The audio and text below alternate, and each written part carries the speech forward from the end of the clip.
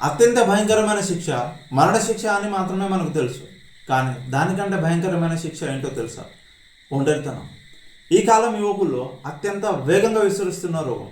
ప్రతి మనిషికి source of happiness జన్మనిచ్చిన అమ్మ నాన్న, జీవితాంతంతో ఉండే భార్య, జన్మని పంచుకొని పుట్టిన పిల్లలు, భగవంతుడు ఇచ్చిన బంధాలు ఇవే. కష్టపడాలన్న వీరి కోసమే, కాలానికి ఎదురెళ్ళి పోరాడాలి అన్న వీరి కోసమే. కానీ ఇది గతం.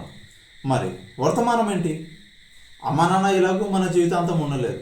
భార్య ద క్వశ్చన్ మార్క్, పిల్లలు the question mark. Then where is the blood source of happiness? 360 degrees చుట్టూ వెతికిన ఆ సోర్స్ ఎక్కడా కనిపించదు. మరి ఎవరి కోసం బతకాలి? బాగా డబ్బు సంపాదించడానికా, లేక మధ్యమత్తులో తేలి తూగడానికా? బతకాలన్న ఆశ ముందు జనరేషన్కి ఉన్నట్టు మన జనరేషన్కి లేదు. మరి తర్వాత జనరేషన్ పరిస్థితి ఏంటి? అసలు ఈ ఒంటరితనానికి, జీవితం ఉత్సాహంతో ముందుకు సాగపోవడానికి ప్రధాన కారణం కమ్యూనికేషన్ మరియు సోషల్ మీడియా నుంచి అక్కరలేని అనవసరపు వార్తలతో మనసు బరువు ఎక్కడం. అసలు వీటి ద్వారా మనసు గ్రహించాల్సిన అవసరం ఎందుకు వచ్చింది? ఎందుకంటే ఖాళీగా ఉన్న మనసు దయ్యాల పడకగది.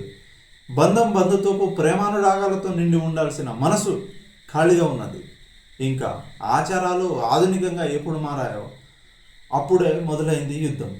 కత్తులతో కాదు, బాంబులతో కాదు, నకిలీ వార్తలతో. ఇందులో మనమందరం వీరులమే, అలానే మనమందరం బాధితులమే. We are all the warriors and we are all the victims too. అందుకనే ధర్మాన్ని అనుసరించని వార్తలతో జాగ్రత్త. మరి ఇప్పటిదాకా తిన్న విషయం కక్కాలంటే ఫాలో ద ఛానల్.